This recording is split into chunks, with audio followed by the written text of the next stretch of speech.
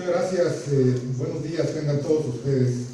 Vamos a continuar con las actividades de la primera cumbre nacional que ha sido denominada Retos Postpandemia en la formación del talento humano en salud. Sin duda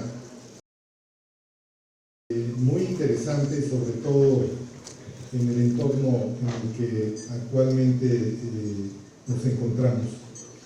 Este es en la organización de este evento, el eje 1, que es titulado también Contexto Epidemiológico Internacional y Nacional por Post-COVID-19. Participan en esta mesa una serie de expertos. Me voy a permitir describir muy brevemente algunos de sus datos curriculares. En primera instancia, el doctor Héctor Gallardo Rincón, quien es maestro en Ciencias de la Salud en la Universidad de Johns Hopkins, es especialista en medicina interna, cuenta con una larga trayectoria en servicios de salud pública y hospitales, es docente de las facultades de medicina de las universidades de Guadalajara, Panamericana y TEC de Monterrey, y actualmente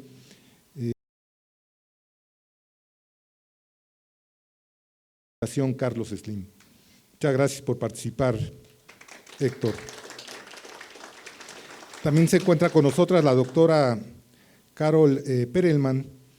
La doctora Perelman es química farmacéutica bióloga por la UNAM. Tiene como antecedente haber sido la ganadora de medalla de oro en las Olimpiadas de Químicas Nacionales y de bronce en las Olimpiadas de Química Iberoamericanas, representando a México.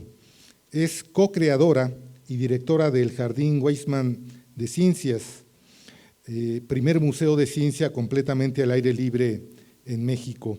Doctora Perelman, muchas gracias por compartir la mesa con todos nosotros.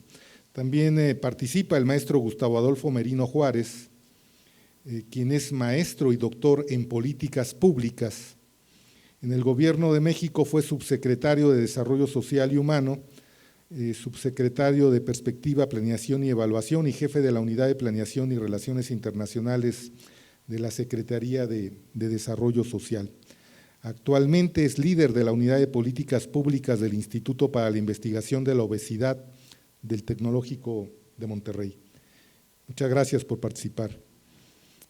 También se encuentra con nosotros el doctor Alejandro Macías, quien cuenta con la especialidad de Medicina Interna, Infectología, y quien todos ustedes conocen porque es muy activo, influencer, como les llaman ahora a ciertas personas. Fue comisionado de la epidemia por influenza en la emergencia epidemiológica por H1N1 en 2009. Y aunque ahora no fue comisionado, pero sí fue muy activo en sus opiniones. Actualmente es profesor titular del área de microbiología y enfermedades infecciosas del Departamento de Medicina y Nutrición de la Universidad de Guanajuato. Muy rápidamente, porque nosotros solo disponemos de 45 minutos y el consenso de los panelistas es de que vamos a iniciar un diálogo para discutir los escenarios no solamente del contexto nacional e iberoamericano pospandemia por COVID-19, sino también para evaluar estas transformaciones y la búsqueda del talento humano que debiera de existir en el nuevo contexto de la salud a nivel global. Solo recordar, como contexto en la prepandemia, la Organización Mundial de la Salud había establecido en su agenda para el 2030, orientada a buscar mecanismos para lograr la cobertura universal de salud con modelos de atención primaria centrados en las personas y sus familias con un enfoque de calidad, y donde se debería de reconocer que los sistemas de salud son una entidad que agrupa funciones y servicios y no una serie de iniciativas independientes y centradas en las enfermedades. Y también, importantemente en esta agenda, se establecía la necesidad de formar agentes de cambio en salud y cómo reformular la perspectiva de integrar competencias profesionales en las diversas orientaciones del ámbito de la salud, no solamente del ámbito de la medicina. Y en ese sentido vamos a iniciar una discusión focalizada en lo que nos pidieron específicamente, pero dada la riqueza de nuestros panelistas, vamos a aprovechar con ellos su expertise. Empiezo con el primer abordaje dirigido al doctor Héctor Gallardo Rincón. En el marco epidemiológico mundial y nacional por COVID-19, ¿cuál consideras, Héctor, los voy a llamar de tú a todos ustedes, cuál consideras que es la dimensión actual del problema? Muchas gracias, Eduardo, y ante todo muchas gracias a las autoridades y organizadores de este extraordinario evento. Tengo el gusto, el privilegio de conocer a varios de ustedes y considerarlos mis amigos desde hace muchos años. Tengo un profundo respeto por la ANFEM, he participado desde hace muchos años como profesor también en la universidad y en la Escuela de Medicina a la que pertenezco. De manera que tengo un doble privilegio de estar hoy aquí, por estar frente a ustedes y por estar ante este exclusivísimo grupo de panelistas, en el que yo modestamente preparé, como tú me lo pediste, muy breves y concretas respuestas a tus preguntas. 450 millones de casos confirmados de COVID en todo el mundo me lleva a reflexionar en que hay cosas que simplemente con los números no se pueden medir. Y esa es quizás la más dolorosa y primera conclusión que yo quiero traer a esta mesa aquí y ahora. Los expertos hablan también de un indicador, es carga de enfermedad, es decir, ABAD, para medir en términos de vida ajustados por discapacidad que dejó en los que sobrevivimos a la pandemia en el mundo entero. Y estamos hablando ahí de 267.3 millones de ABAD calculados a fines del 2019 en todo el mundo, particularmente en las personas y poblaciones más vulnerables. Como siempre, la serpiente muerde primero al descalzo.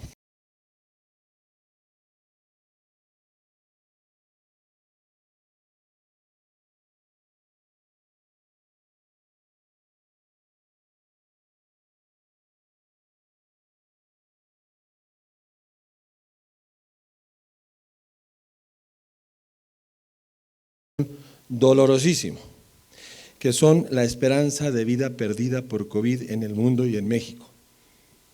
En el mundo entero, el número para llevar a la bolsa es que retrocedimos casi 2 años en la esperanza de vida. Y tristemente, ese mismo dato para México es de 4 años de esperanza de vida. Es decir, que regresamos a la expectativa de vida que tenía un mexicano al nacer en los años 90. Retrocedimos muchísimo.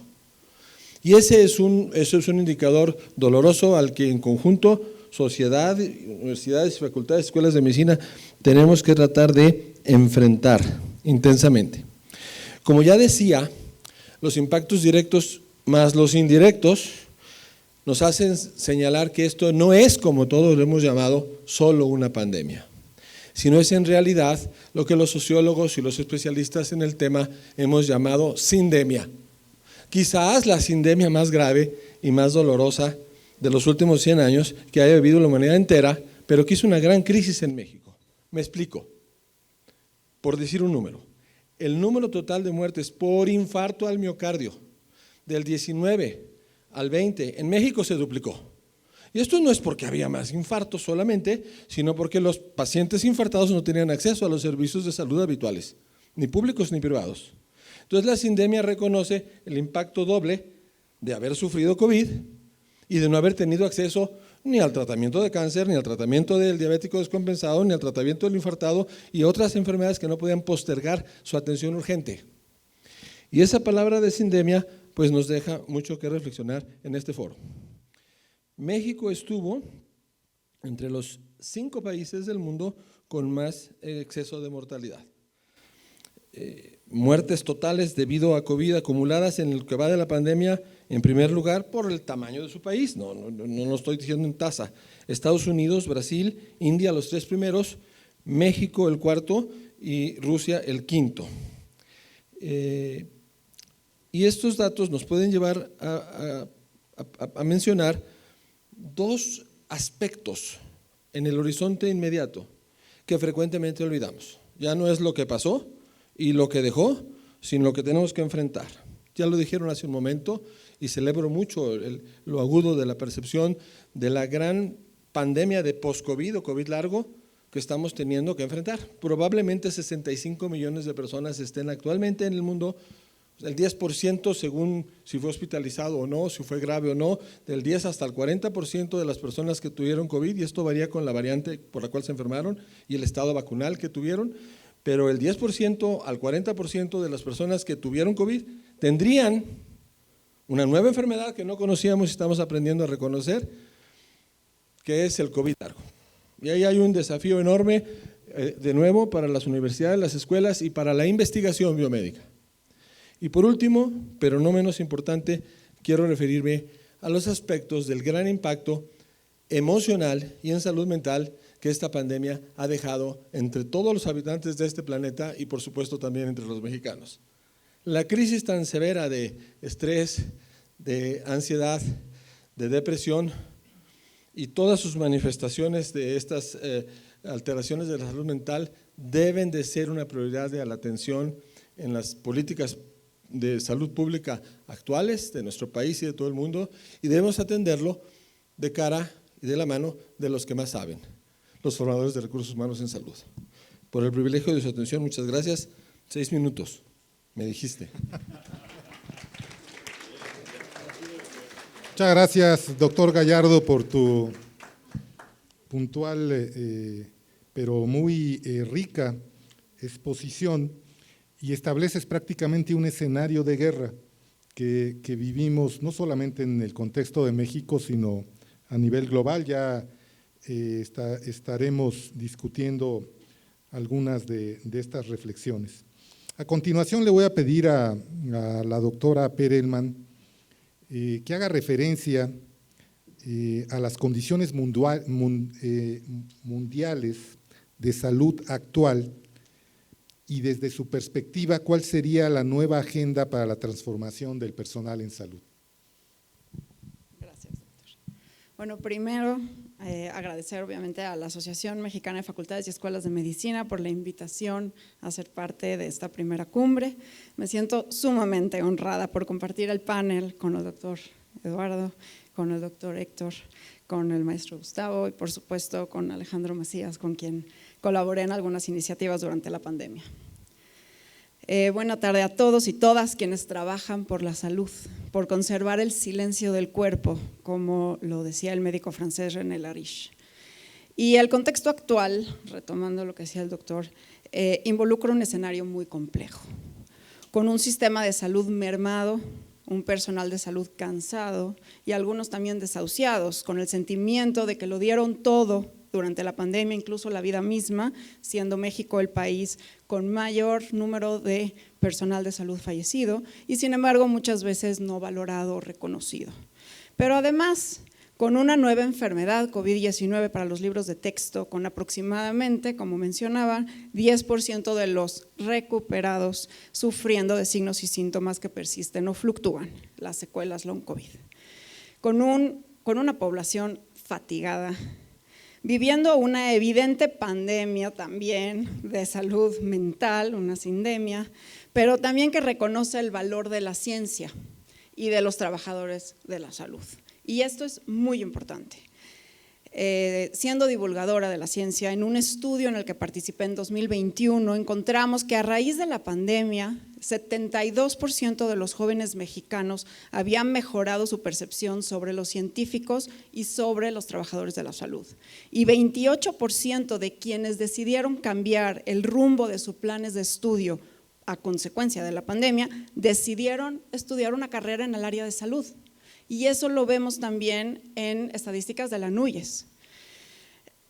Esto mundialmente se conoce como el efecto Fauci, un efecto que se está observando en varios países del mundo donde jóvenes están optando, siendo inspirados por lo que vivieron durante la pandemia para perseguir carreras en ciencias, enfermería, medicina, salud pública. La última vez que se vivió un efecto similar fue en 1969, cuando el ser humano llegó a la Luna y se reportó un incremento en estudiantes en ciencias e ingenierías. Pero el panorama hoy es muy distinto. No hemos terminado con COVID-19 cuando ya tenemos una enfermedad previamente confinada como monkeypox, ¿no? La viruela símica, ahora diseminada por el mundo, catalogada por la Organización Mundial de la Salud también como una emergencia de salud pública de importancia internacional. Amenazas como la creciente resistencia antimicrobiana, constantes brotes recurrentes de virus como ébola, Marburgo, ni hablar de la influenza aviar H5N1 comenzándose a transmitir entre mamíferos. Y a raíz del cambio climático, cambios en los patrones de enfermedades como malaria, cólera, el aumento de enfermedades crónicas a causa de la contaminación, incluida la salud mental por desplazamientos humanos y en sí también por esta crisis global que vamos a tener que enfrentar, este calentamiento, este cambio del clima. ¿Cómo preparar nuestro talento en salud? Varias ideas. Primero, el enfoque en salud debe cambiar. Dejar de ver a la salud humana y la salud pública como entes aislados y considerar la salud veterinaria, el concepto de One Health, así como salud planetaria, para la cual incluso The Lancet tiene una comisión, para finalmente reconocer la interrelación que tenemos con los animales, ecosistemas y con nuestra casa común, con el planeta. El 70% de las enfermedades infecciosas son zoonóticas, la salud planetaria de los acuíferos, la calidad del aire, las temperaturas, sí tienen un impacto directo sobre la salud humana. Hablando de salud, como lo define la Organización Mundial de la Salud, el bienestar físico, mental y social, hay una interdependencia en este sistema. Segundo, la importancia de la comunicación. El médico, el científico, quienes portamos batas blancas, tenemos una responsabilidad por acercarnos a la población. Y la gente sí quiere saber. No solo debemos de ser capaces de hablar con tecnicismos entre colegas, es fundamental involucrar a las personas de a pie no expertas en el cuidado de la salud, de sus hábitos, de la cultura, de la prevención. La ciencia la hacemos los seres humanos, es de todos y para todos, es parte de la cultura. La divulgación es esencial para que las personas tomen las riendas de su salud y tengan mayores herramientas para tomar mejores decisiones. Tercero, la pandemia nos enseñó el valor de la colaboración. Es importantísimo fomentarlo desde el inicio de la formación del talento de salud, hacer equipo, sumar y crear de forma colectiva. 4. La pandemia, que tuvo a la ciencia en el centro del escenario público y mediático, exhibió sus mayores virtudes, su constante construcción, autocorrección y su humildad al reconocer que no lo sabemos todo. No es la verdad, es la búsqueda de la verdad. Y ante ello es muy importante validar la incertidumbre. No lo sabemos todo, pero está bien y nos hace aún más humanos reconocerlo. La ciencia, la medicina es dinámica, se autocorrige, va aprendiendo cada día más. Incluso el filósofo chino Confucio lo dijo, el verdadero saber es saber qué se sabe, lo que se sabe, pero también saber que no se sabe lo que no se sabe. Pero hay que poderlo decir y esa honestidad es muy valiosa. 5. No hay ciencia sin ética. Los valores y la moral deben acompañar la formación de cualquier profesionista, incluido y especialmente al de salud. Y más en este momento de tanta polarización y con tecnologías emergentes como la inteligencia artificial, la posibilidad de hacer edición genética. 6. Nos gusta el enfoque, pero las secuelas nos obligan a ver al cuerpo humano como un todo. La interdisciplina hoy es esencial, integrar la salud mental con la física, los distintos órganos y sistemas con la microbiota. Somos un solo organismo y nos gusta dividir para vencer, pero los sistemas complejos se abordan así, desde la ciencia de la complejidad. 7. Son hoy más las mujeres que están ingresando a las carreras de ciencias como biología y química y también de la salud, como la medicina. Bravo por eso, pero los caminos aún son trazados por hombres e incluso los estudios son en modelos masculinos. Es en tema de género, sí, las mujeres y los hombres merecemos mismas oportunidades, pero biológicamente, fisiológicamente, anatómicamente somos muy distintos. Así que vale la pena incluir el enfoque violeta en la formación médica. Seremos una sociedad más incluyente, pero también una sociedad más sana. 8. La desinformación es un mal que circula, a veces con un número reproductivo mucho más dinámico que los virus más contagiosos. Así que es fundamental estar entrenados para reconocer la ciencia de la pseudociencia, el gran problema de la demarcación que planteó el filósofo Karl Popper. Pero que hoy lo vemos, esta desinformación en todos lados, en redes sociales, en los cafés, pero también lo vemos especialmente en las dudas de nuestros pacientes cuando hacen esas preguntas en los consultorios. Y los médicos son los estándares históricos más confiables para las personas, así que debemos de comunicar basándonos en evidencia, especialmente en esta era de la posverdad. 9, no todo lo que trota es caballo.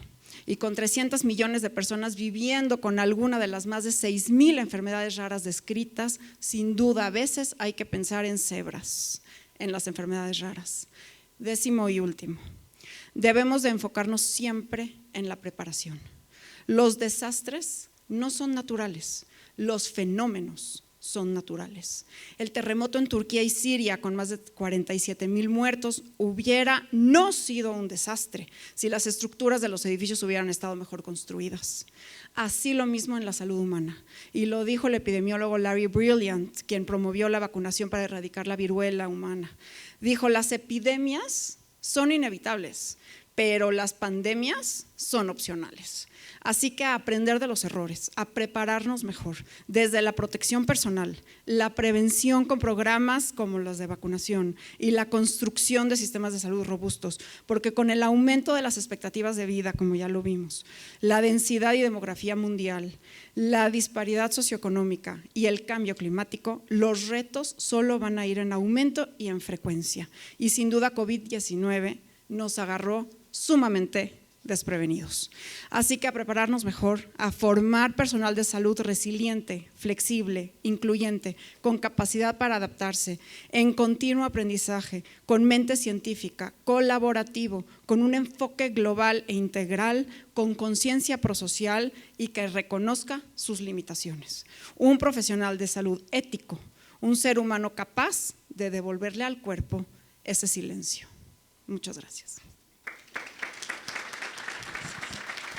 Muchas gracias, doctora Perelman. Muy provocadora tu intervención. También creo que va a ser muy relevante para todos ustedes en las mesas de discusión, por darles una cifra.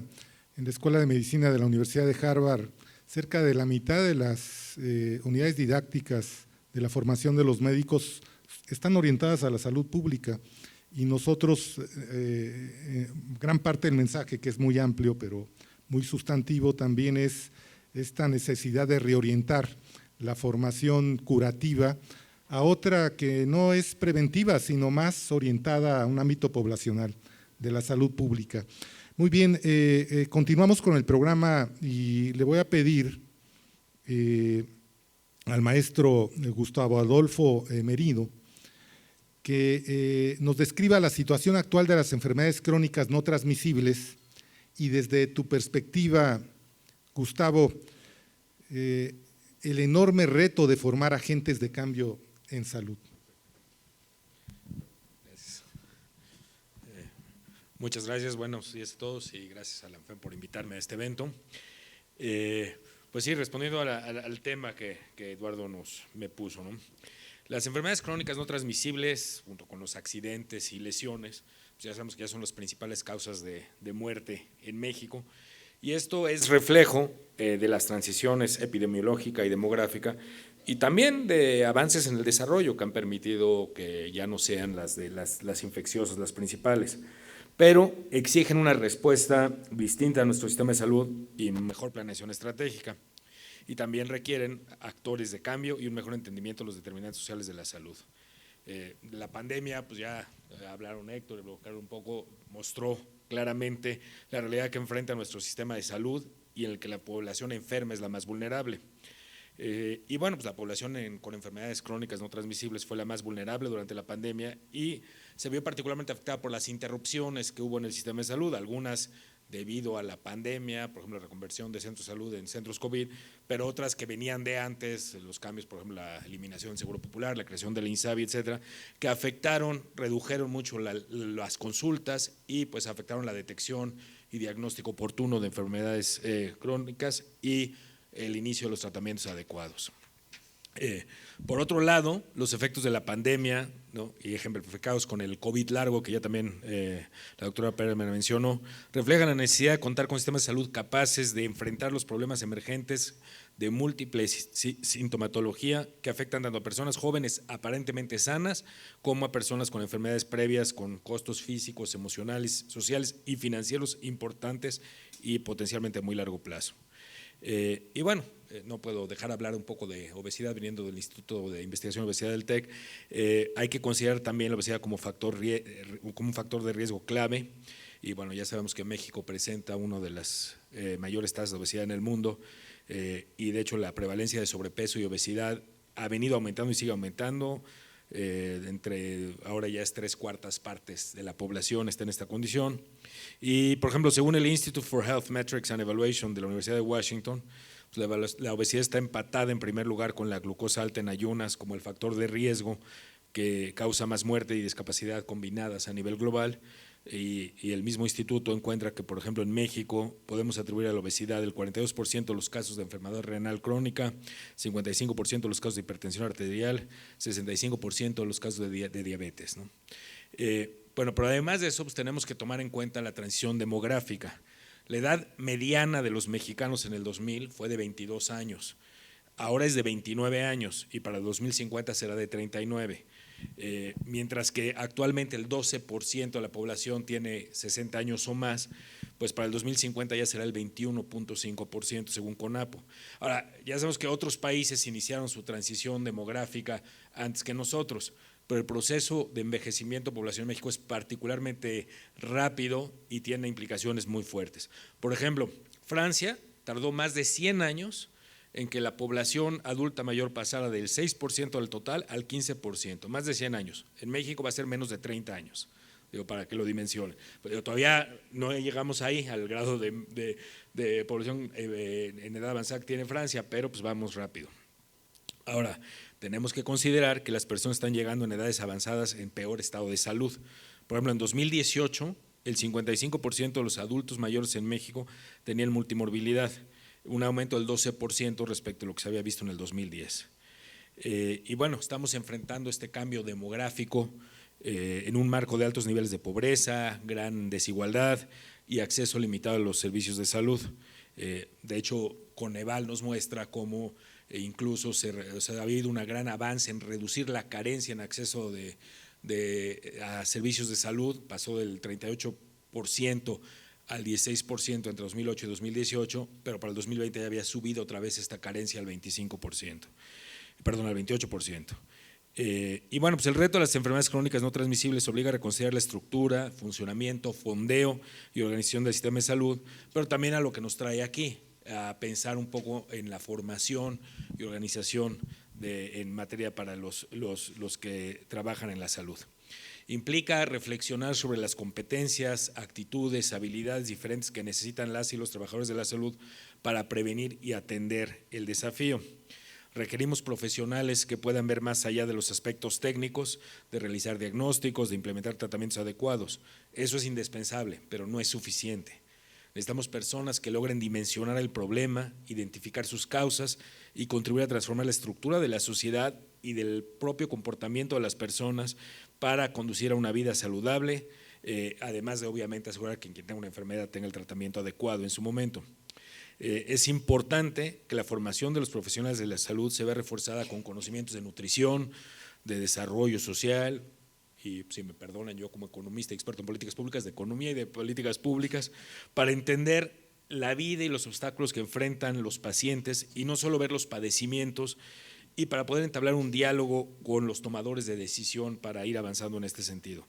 Y sabemos todos que gran parte de los resultados de salud se explican por determinantes sociales y no solo por los aspectos médicos o genéticos.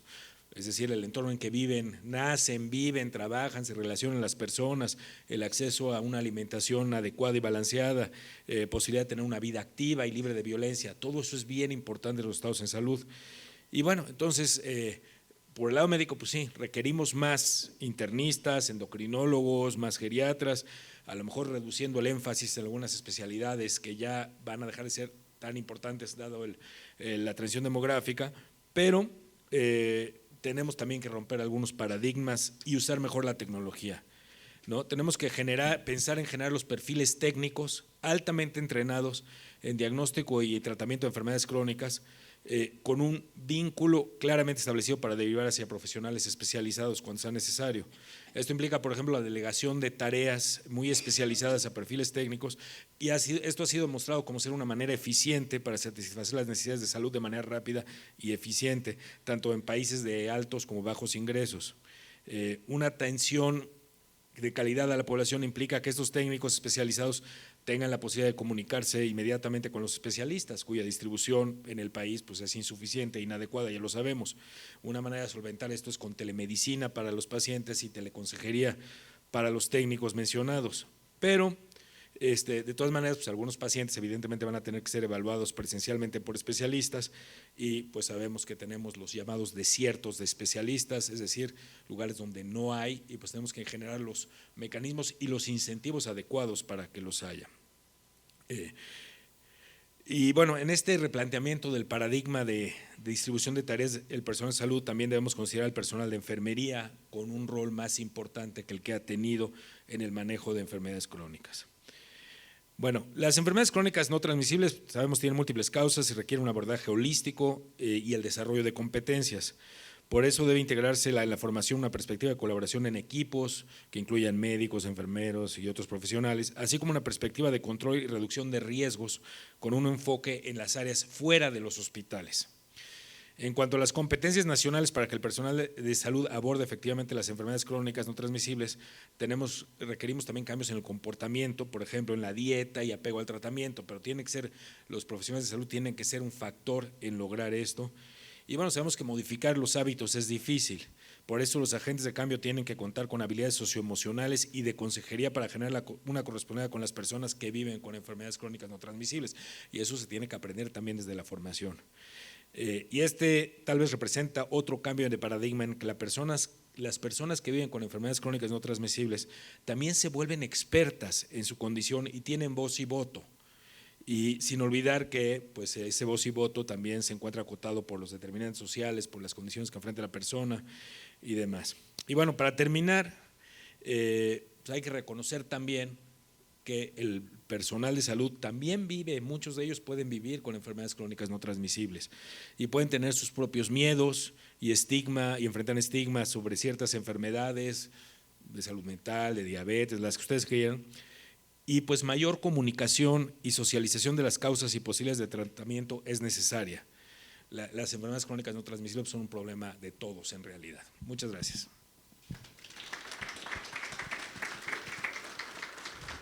Muchas gracias, Gustavo. Básicamente haces una propuesta muy específica de cómo se deben de reorientar las competencias de los estudiantes del área de la salud, particularmente los médicos, en función de las necesidades de salud de nuestro entorno, las necesidades específicas, pero también haces énfasis en cómo durante 2 años pues prácticamente se interrumpieron todas las acciones de prevención y control de enfermedades crónicas en nuestro país, y donde debemos de poner énfasis. Claro, tienes un sesgo también académico en estas grandes exposiciones que necesariamente también tienen que incidir e incorporar estas competencias en los estudiantes para enfrentar otro tipo de pandemias, no solamente de orden infeccioso, como es la obesidad y otros, ¿no?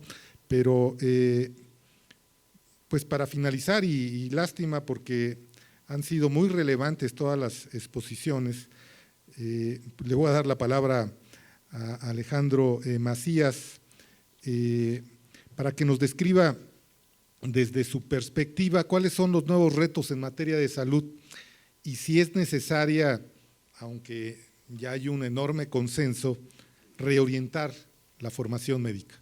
Sí, bueno, muchas gracias a la ANFEM por la invitación, gracias Eduardo, me complace compartir este panel con tan distinguidos personajes. A mí me toca hablar entonces de si algo tiene que cambiar Ya se mencionó todo lo que se tiene que cambiar. Digo, sabemos que tenemos un sistema quebrado, un sistema de salud que no funciona. La pandemia nos desnudó el sistema. Sabemos que los hospitales estaban mal abastecidos, no había un sistema primario de atención. La gente fue a atenderse con el doctor Simil, donde le pusieron dexametasona y ceftriaxona, ¿verdad? Y se descuidó la oxigenación. Eso costó muy caro, en vidas, en sufrimiento. Ya se habló mucho de lo que tiene que cambiar. Además, esto va a ser un catalizador. Los nuevos medicamentos biológicos, la inmunología, el cambio que está teniendo la inmunología, la vacunología, el cambio de las vacunas va a ser algo semejante al cambio que tuvo la aviación en las guerras mundiales. Va a haber vacunas para lo que menos nos imaginemos, para el cáncer. Te van a poder hacer tu propia vacuna para que tu cáncer quizá no se cure, pero se vuelve una enfermedad crónica. Vamos a tener que enseñar muchas cosas nuevas. No quisiera abundar mucho sobre eso porque ya se ha mencionado, pero me gustaría enfocarme un poco más a cómo le vamos a hacer. Uno es qué les vamos a enseñar, pero cómo le vamos a hacer, porque la pandemia nos agarró con los dedos en la puerta. No, saben que ahorita no vengan hasta la semana que entra que se va a acabar la pandemia. No, pero una semana se hizo un mes, y un mes 2, y todos con los dedos en la puerta. ¿Cómo le tuvimos que hacer para hacer uso de las herramientas virtuales? Reconvertir, nos sorprende. Aquí está mi directora, la doctora Mónica Preciado.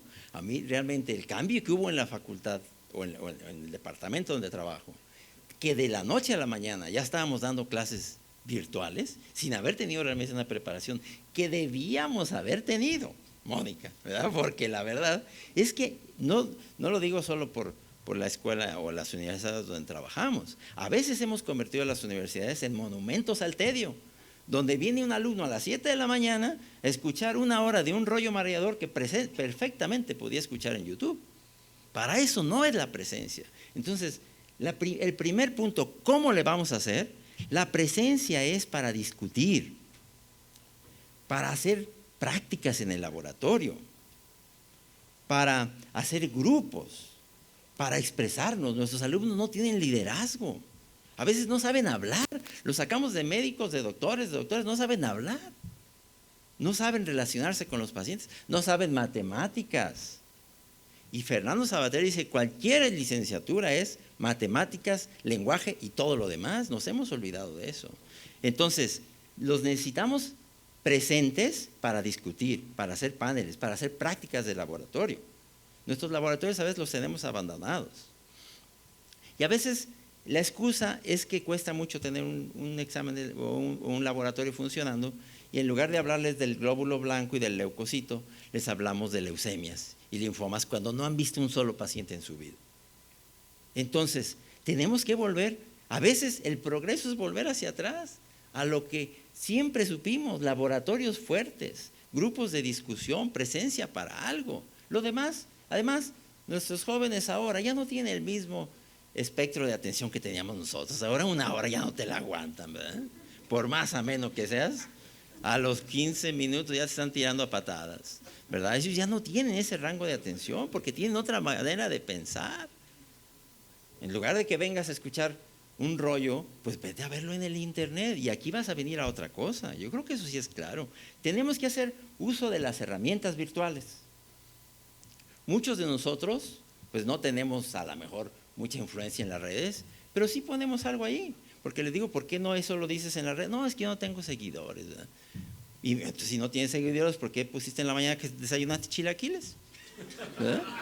Entonces algo tienes que decir. Yo no digo que no lo pongas, pero algo tienes que decir. Pues di algo que tenga que ver con tu profesión también y con lo que quieres desarrollar en la sociedad. No minimicen las redes sociales. Tiene un poder inmenso.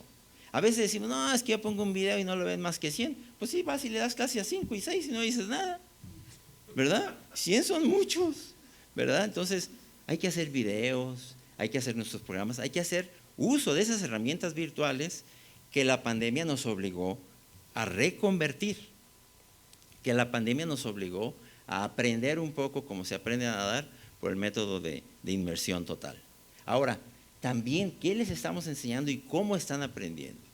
Yo creo que hemos olvidado también el valor de los exámenes como una parte del proceso formativo. Porque ahora todo es echarles un rollo, hacerles un examen al final de la materia y luego meterle una máquina que te lo califique. Pero ya no es aquello de que, a ver, aquí le pusiste mal, mira, este es tache, ¿verdad? Aquí hiciste mal esta multiplicación, esto lo escribiste mal. Esos exámenes ya no los queremos hacer.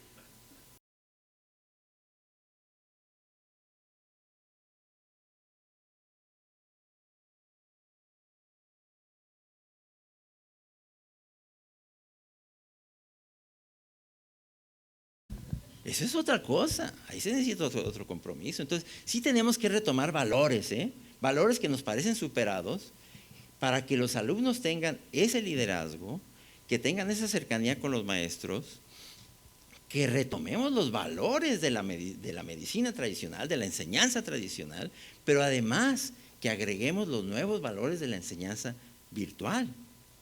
Ya todo lo que tenemos que enseñar de nuevo, pues está bien, pero el valor del examen como un proceso formativo que nos implica también un tiempo para nosotros.